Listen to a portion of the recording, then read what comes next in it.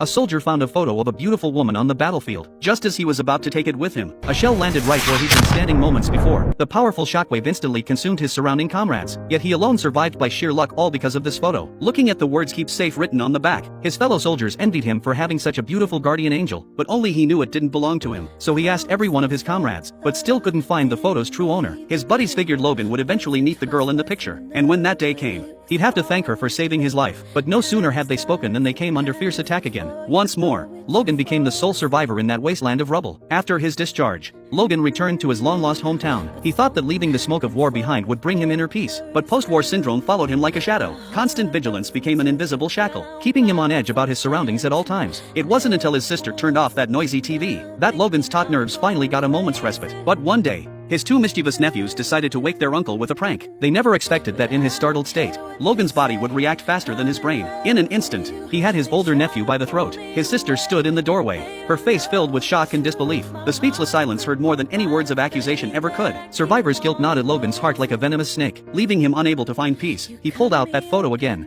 now worn from constant handling, as if it were his only connection to the past. Using the blurry lighthouse information in the photo, he set out alone on a long journey of searching. His footsteps echoed on the highway, from scorching sun to gentle rain, leaving behind the chaotic memories and battlefield carnage to the wind. The scenery flowed past him like medicine for his soul, slowly soothing his frayed nerves, until morning light pierced through the mist, and a distant lighthouse stood quietly in the distance. He finally understood. What he was searching for wasn't just the woman in the photo, but a reason for his soul to find grounding in peace. After much inquiry and relentless effort, Logan finally learned the woman's name was Beth, and about the pet hotel she ran outside of town. With this concrete information, he couldn't wait to visit. The moment the woman appeared, Logan found himself frozen and at a loss. He'd witnessed countless sunrises and sunsets, but never had he felt light could so gently outline a person's silhouette. He meant to take out the photo to explain why he'd come, but in his nervousness, he accidentally pulled out a job flyer from his pocket instead. Seeing this, Beth mistook him for a job applicant, and enthusiastically began explaining the daily work routine.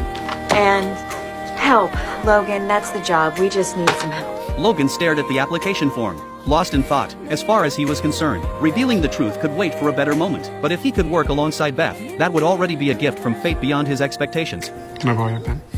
Seeing the man agree so readily, Beth couldn't help but wonder about his work experience. So besides Zeus, do you have any experience working with dogs? I worked with some bomb dogs.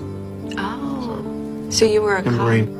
Learning that the man had traveled nearly 1,500 miles to get here, Beth was immediately taken aback. You don't need to finish filling that out. Sounds like you're having trouble finding someone for the job. Why does a person drive from Colorado to Louisiana to work in a dog kennel? I couldn't tell you.